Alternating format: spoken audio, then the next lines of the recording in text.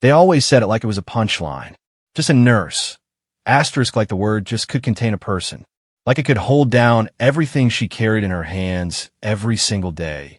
The weight of a body going cold, the sound a mother makes when the doctor walks out, and she already knows the specific silence of a ward at 3 a.m. when the machines are the only thing still talking. Just a nurse. Asterisk Amara Osei had heard it so many times that she stopped flinching. She wore it the way you wear a scar. Not with pride exactly, not with shame, just with the quiet acknowledgement that it happened, and you're still standing.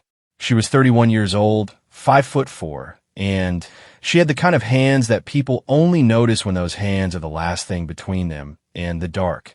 She had grown up in a small town in rural Ghana, the daughter of a man who farmed yams and a woman who delivered babies by lamplight when the clinic was too far and the night was too fast.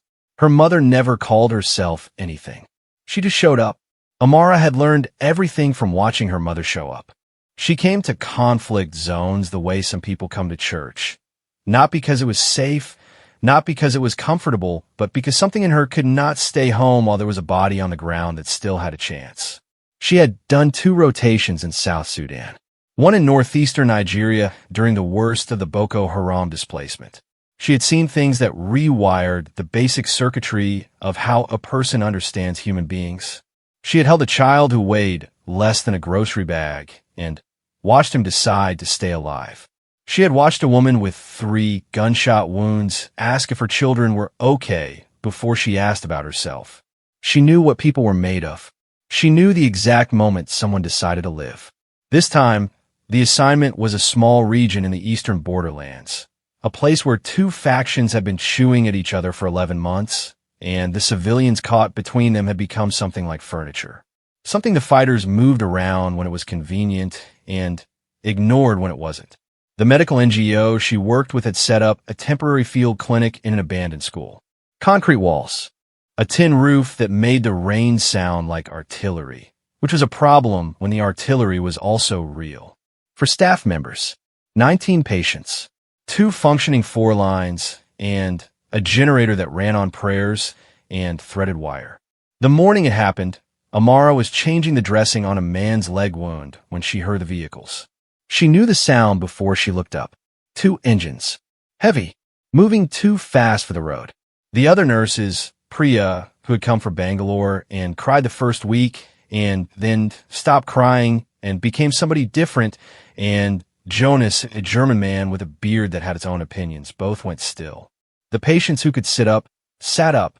The ones who couldn't turn their heads. That was the thing about people who'd lived near violence long enough. They didn't panic.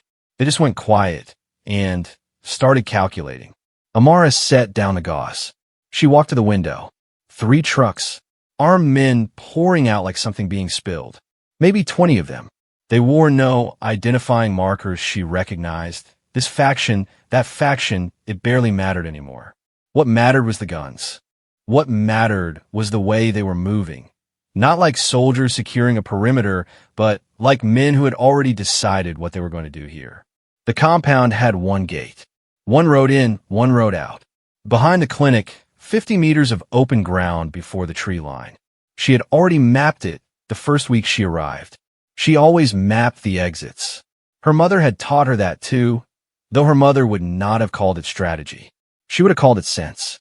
The lead man came through the gate like he owned the air inside it.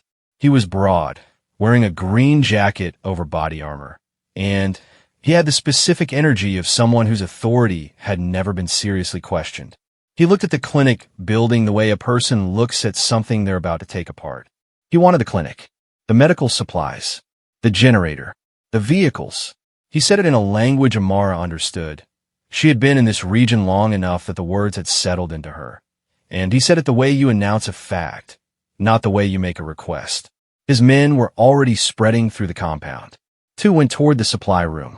3 positioned themselves near the vehicles. The rest stood in a loose formation that was really just a demonstration. Asterisk, this is how many of us there are. Count them. Now, stop thinking about anything else. Asterisk Priya came to stand beside Amara. Her breathing was controlled. She had learned that. Jonas was speaking into the satellite radio in a low voice. He would be heard when he was heard. That could be 20 minutes. Could be 2 hours. Could be a different kind of never. The lead man looked at the women in front of him. He said something to the soldier beside him, and the soldier smiled in a way that explained exactly what he said without any translation. Just nurses. Asterisk Amara felt something in her chest shift. Not fear. She knew what fear felt like. She respected it. She used it the way a carpenter uses a level, to check herself against reality. This was not that.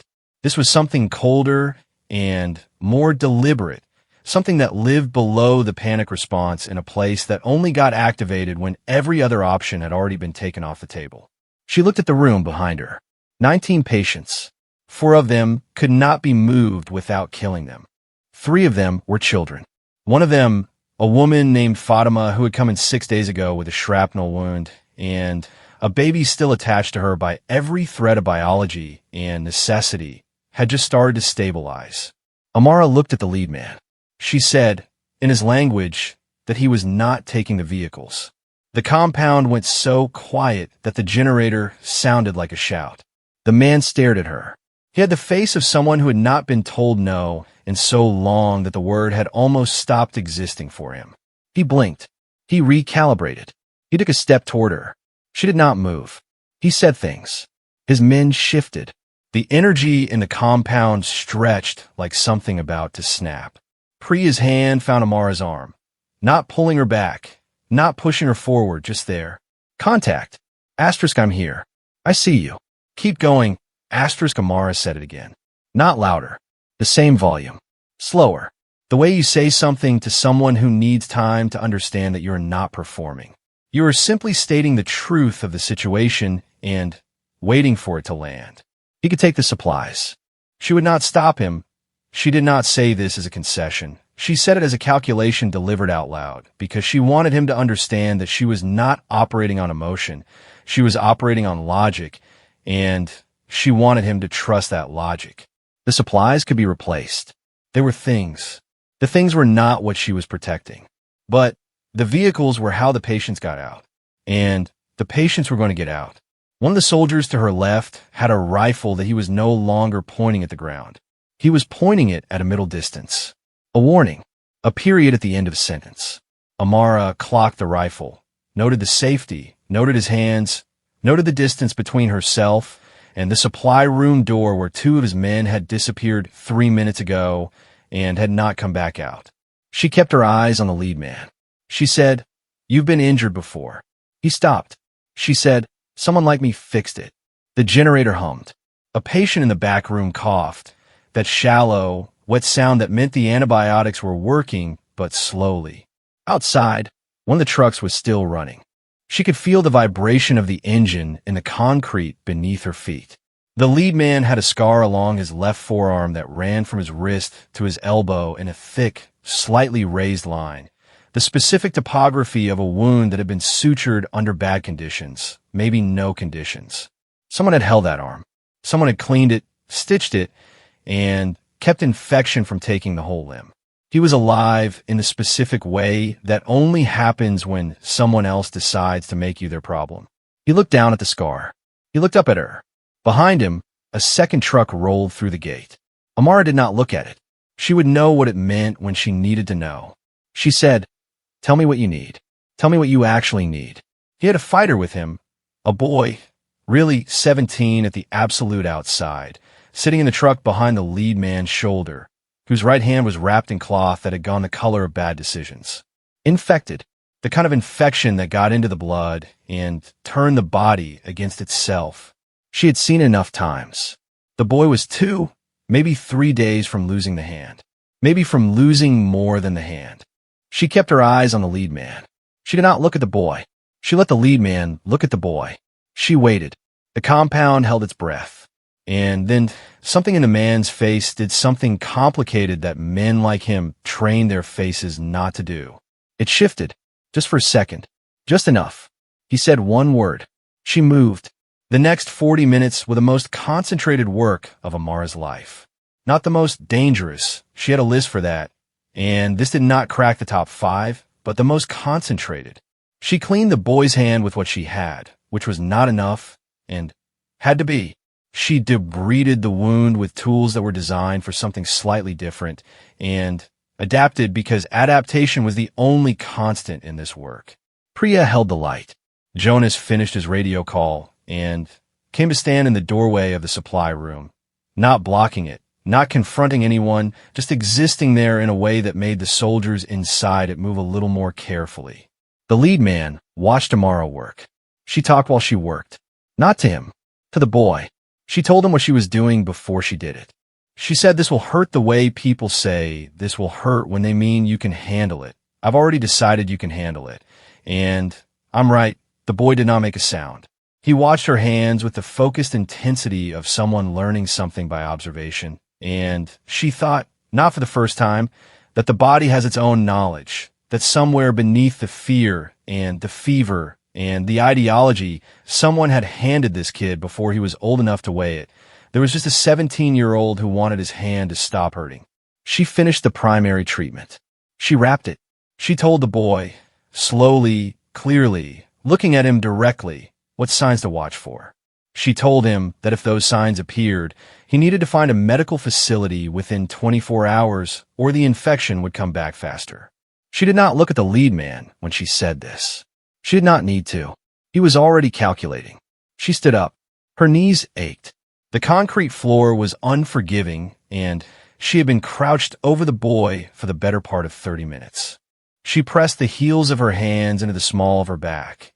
Not dramatic, not a performance, just a body acknowledging itself.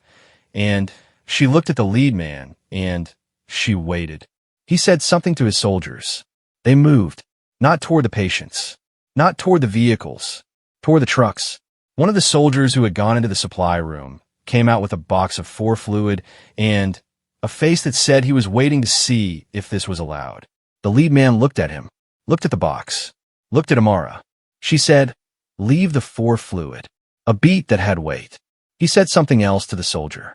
The soldier put the box down on the ground, not back in the supply room, just on the ground, which was a negotiation, which was fine, and walked out. 2 minutes later, the trucks were gone. The compound exhaled. Priya sat down on the ground, right where she was standing, which was the most honest thing Amara had ever seen a human being do. Jonas was back on the radio. 2 of the patients were crying quietly, the way people cry when they've been very still for a very long time, and the stillness is finally over. Amara went back to the man whose dressing she had been changing when the trucks arrived. She picked up the gauze. She kept working. Fatima, in the back room, called out. Her voice was steady. She was asking for water. Amara called back. She said water was coming. She finished the dressing. She moved to the next patient. She did not think about what had happened yet. There would be time for that later. There would be time for the shaking and the adrenaline hangover and the moment at 2 a.m. when she would lie on her cot. And the ceiling would seem very close, and she would think about every single point in those 40 minutes where it could have gone a different way. Right now, there was a ward. Right now, there were patients. She kept moving. The story traveled faster than she did. By the time Amara's rotation ended, and she was back on a flight that smelled like recirculated air and someone's microwaved airport pasta, the version of events that had leaked out of the field, through Jonas's radio call, through the NGO's incident report, through whatever invisible channel these things always find, had already been through 3 or 4 transformations. In each transformation, something got added or removed. The compound was bigger. The soldiers were more. The standoff lasted longer. In one version that circulated among the NGO community, there had been a gun pointed directly at her face for 10 minutes. There had not been a gun pointed directly at her face for 10 minutes. There had been a gun pointed at a middle distance for about 45 seconds before the lead man made his calculation and his soldier adjusted his posture. She knew the difference. The difference mattered. She had not stood there being heroic. She had stood there being precise, which was not the same thing at all, and people consistently mix them up, probably because precision is harder to make a poster of. The first interview request came from a regional journalist 3 days after she landed. Then, an international outlet. Then, in a cascade that had its own internal momentum, several more. The NGO's communications officer, a cheerful Kenyan man named David who wore graphic tees with motivational slogans and had a gift for making crisis sound like opportunity, called her before she had even unpacked and said the words incredible platform twice in the first minute, which was her signal to manage expectations early. She told him she would think about it. She thought about it for 4 days. She walked in the city where she'd rented a small flat for the weeks between deployments. She called her mother. Her mother listened to the whole story without interrupting, which was how Amara knew she was worried. And then her mother said, asterisk if the story helps the work, tell it. If the story only helps you, leave it. Asterisk she had been in enough situations to know the difference between those two things. She also knew the story was going to get told either way. The question was only whether she was in it or whether the version without her had room to become something unrecognizable. She called David back and told him 2 interviews. She would choose which ones. She would not do photographs in the clinic. She would not discuss the specific identities of anyone involved. She would discuss the work. He said that was great. She could hear him already composing the press release in his head. The first interview was with a print journalist, a woman named Sarah who had covered conflict zones herself for 12 years before moving to the desk, and who asked questions the way a doctor palpates a body, looking for where it's tender, what shifts under pressure. Amara respected her immediately. Sarah did not ask about bravery. She asked about training. She asked about risk assessment. She asked what Amara had actually been thinking in those first 30 seconds after the trucks came through the gate. Amara told her. She said she had been thinking about the 4 patients who couldn't be moved and mapping the fastest route to the supply room, not because she had a plan exactly, but because having physical information to process gave the fear somewhere to go. Sarah wrote that down. She said, that's not how most people describe it. Amara said, most people describe it after the fact, when the story has already settled into the shape that makes the most sense to them. In the moment, it is not brave or calm. It is just specific. You get very specific because the alternative is useless. The article ran 10 days later. It was precise and unembellished, and Amara read it twice and called Sarah to say it was the most accurate thing written about her since a school report card in 2003 that noted she was focused to the point of stubbornness. Sarah laughed. Amara did not tell her that she had cried reading the article. In the small, private way she cried things. Not because it was flattering, but because it was true, and true things sometimes knock you sideways when you're used to protecting yourself from them. The second interview was different. It was a television segment. The anchor was smooth and energetic and had clearly done 30 seconds of research, which was 30 seconds more than some anchors. He called her a hero in his first question, which meant she had to spend the first 90 seconds of the interview dismantling the word before she could say anything useful. She did it without irritation. This was not his failure. Exactly, it was the word's failure, the word hero, being a container too small and too clean for what actually happened in a room when someone decides to keep living. But she dismantled it clearly, and she watched something in the anchor's face recalibrate in real time, which was the best possible outcome. He asked her what she wanted people to take from her story. She said she wanted people to understand that nurses in conflict zones were not support staff. They were not there to hold the real doctor's equipment and wait for instruction. They were primary medical decision makers operating in conditions where decision-making happened in the space between one breath and the next, where you could not go looking for a supervisor because there was no supervisor and the patient in front of you needed you to already know. She said that the infrastructure gap in conflict zone medicine was not a staffing problem. It was a perception problem. The world consistently underinvested in the people it classified as secondary, and then was surprised when those people held the line regardless. The anchor nodded the way people nod when they're listening, but already thinking about the next question. She said, 19 patients lived because nurses were in that building. Not despite that, because of it. He said, incredible. She looked at him. She said, yes. The reaction to the interviews was what reactions to these things always were. Large, uneven, and full of people who were responding to a version of her they had built themselves. There were people who wrote her messages of extraordinary kindness. Nurses from 3 continents who said they had read the article at the nurses' station at 5 a.m. and felt seen for the first time in a long time. A woman in Ohio who was a former Army medic and who wrote 3 paragraphs and then a 4th paragraph that was just, "Thank you for not making us small." There were also people who said things that were less kind. Some were just stupid. Some were political in a way that wasn't really about her. One category she noticed and cataloged and thought about: the people who praised the story but could not quite stop themselves from adding the qualifier. A nurse of all people. You wouldn't expect it from a nurse. Remarkable for a nurse. As though the furrow were courtesy. As though the job she had trained for and built her entire understanding of human life around was a kind of ceiling she hadn't probably gone through. And the miracle was the going through rather than the thing she was going through toward.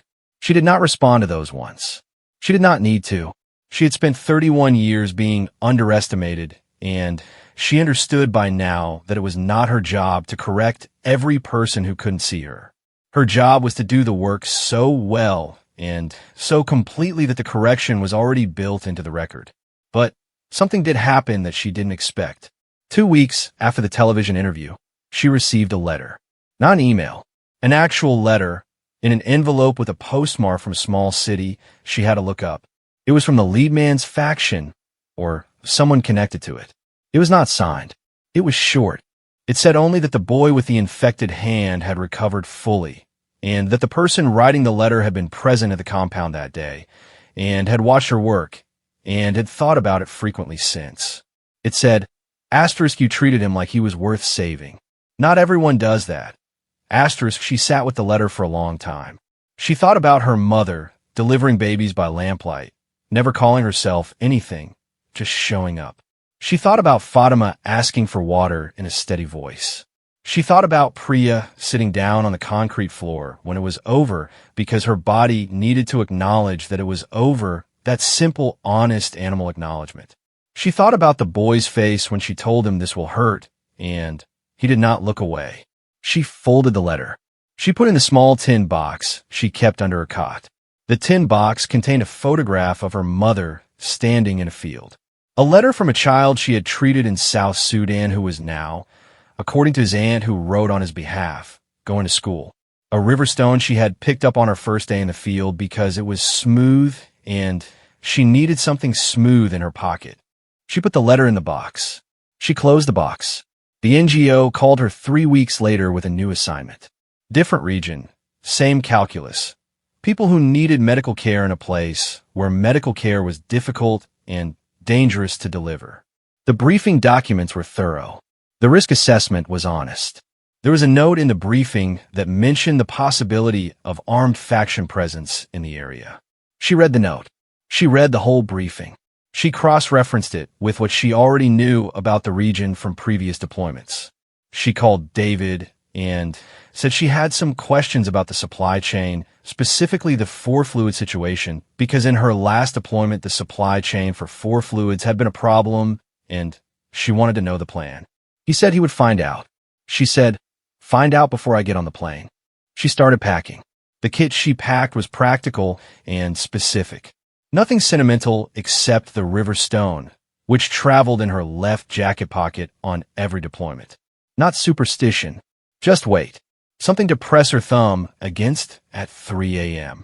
when the generator was being strange and a patient's vitals were doing something she needed to think carefully about. She packed the gauze. She packed the suture kit. She packed the things that most people don't see and don't think about, the things that exist in the drawer or on the shelf or in the hands of someone they've classified as secondary.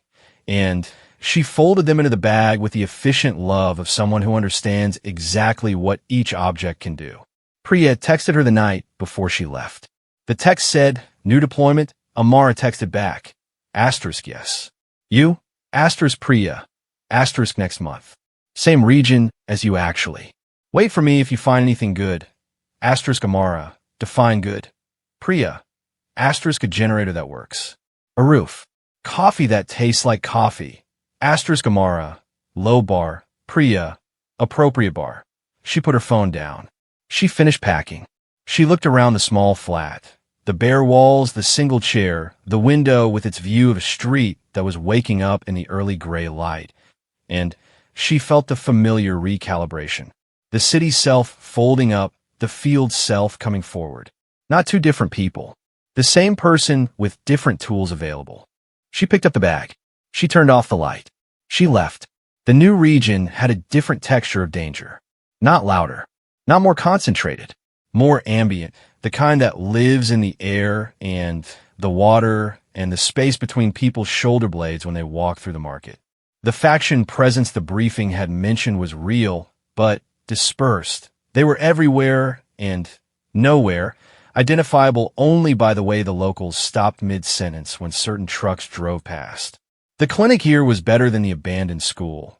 An actual structure with actual beds, with a roof that didn't turn rain into percussion, but better was still the kind of word that needed a paragraph of context to mean anything. Amara arrived on a Tuesday. By Thursday, she had already relearned the geography of the ward in her sleep. Which bed was closest to the supply room, which door was fastest to the generator, which window had a sight line to the road.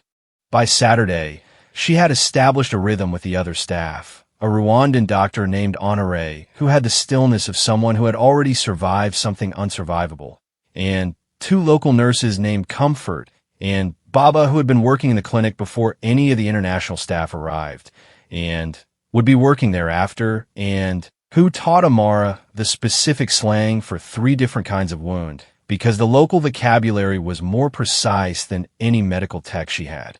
She learned the slang. She used it. Comfort looked at her the first time she used it correctly and said something in the local dialect that Baba translated as, asterisk, she's paying attention. Good.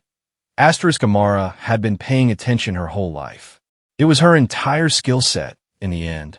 Strip away the credentials and the field hours and the specific technical knowledge, and what remained was this.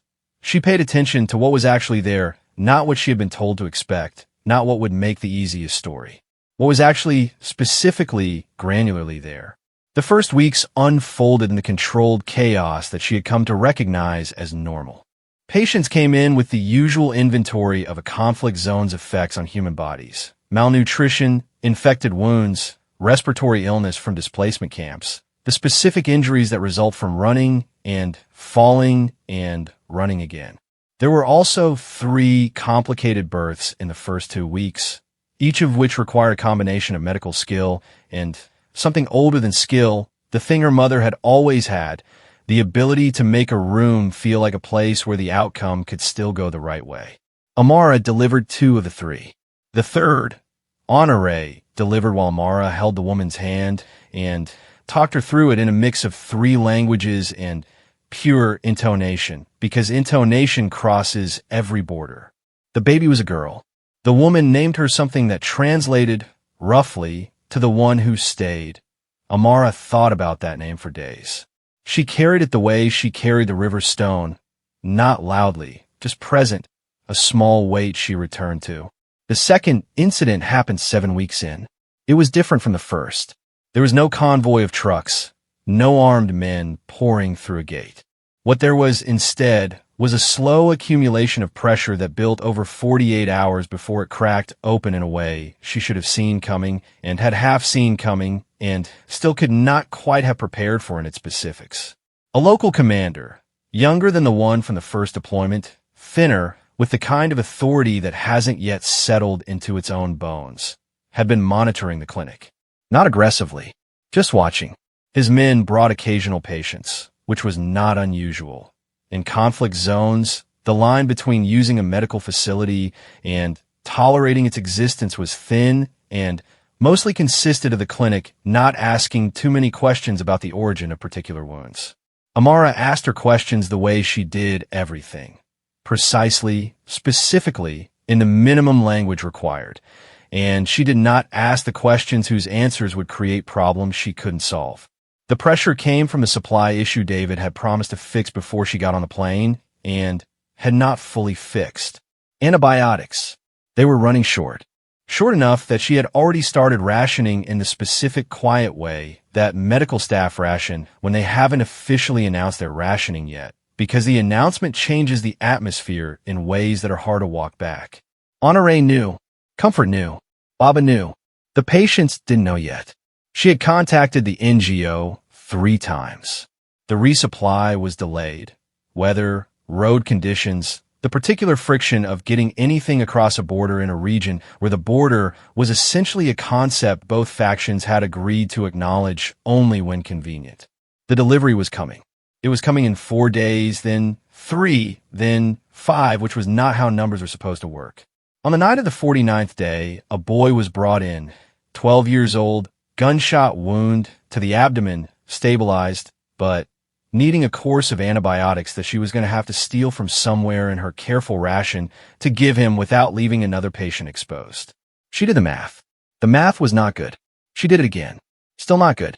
She stood in the supply room alone for about 2 minutes. She pressed her thumb into the river stone. She thought about the math again, and then she stopped thinking about the math and thought about the boy, which was a different kind of thinking and led to a different place. The math said there wasn't enough. The boy said there had to be. She found the third number between those two things, the way she always did. Not through inspiration, through attention. One of the patients 2 beds down was recovering well enough that she could shorten his course slightly without significant risk, which freed up the antibiotic quantity she needed, which left one gap in a different place she could cover with a substitute she'd been holding in reserve for a situation that qualified as bad enough. This qualified. She administered the treatment. She sat with the boy while the first dose went in. He was unconscious, which was fine, which was where he needed to be right now. She watched the monitors. She thought about his parents, who were not there, whose absence had a specific shape in the room that she did not look at directly. She did not know if he had parents. She chose to believe he did. It did not change her treatment either way. It changed something else, some inner arrangement she couldn't have named if asked. He stabilized overnight. By morning, he was conscious. He looked at her and said something in the local dialect that Comfort translated. Is my hand still there? She checked. Both hands. She held them up in front of his face. He looked at them for a long moment. He said something else. Comfort said, Asterisk, he says thank you for checking. He says some people don't check. Asterisk Amara said, tell him we always check. The resupply arrived on day 53. 2 days after it was last promised. She stood in the compound while the boxes were unloaded, and she felt something unclench in her chest that she hadn't consciously identified as clenched, which was how it always went. You didn't know you'd been holding it until you stopped. David called that afternoon. He said the communications team wanted to know if she would participate in a longer profile, something with more depth in the previous articles. Her whole background, her mother, the 2 deployments together, the broader context of nursing in conflict zones. She said she would think about it. She thought about Baba and Comfort, who had been doing this work for 4 years before she arrived, and who would not be in any profile because nobody had thought to ask, and she said, yes, but I want them included. The local staff. This isn't a story about me. It's a story about what nurses actually do, and that has to include the nurses who don't have NGO contracts or international insurance or a flight home at the end of the rotation. David said that was a great angle. She said, it's not an angle. A pause. I know, he said. And for the first time, she thought he actually did. The conversation that changed the largest thing happened on a Wednesday evening at the end of a 16-hour shift in the specific gray-blue exhaustion that comes after long days of using your entire body as a tool. She was sitting outside on an overturned crate, eating a bowl of something that had started as rice and been improved or complicated by whatever Comfort had added to it when a local commander came to the edge of the compound. He did not come in. He stood at the gate and waited. This itself was different. She noted it. She got up. He said, in careful phrases, that he had heard about her from men who had been at the other compound. Word traveled, even in a region where information was controlled like a resource. He said his men had been watching the clinic because he needed to know whether it was what it said it was, and he had decided it was. She said, thank you for telling me. He said he had a problem. Not medical, he clarified. She felt her body shift slightly toward readiness, and then he clarified, and she let it shift back, but logistical. There was a village 2 kilometers east that his faction had been told to avoid for reasons that were, he said, somebody else's politics. But there was sickness in the village. Children.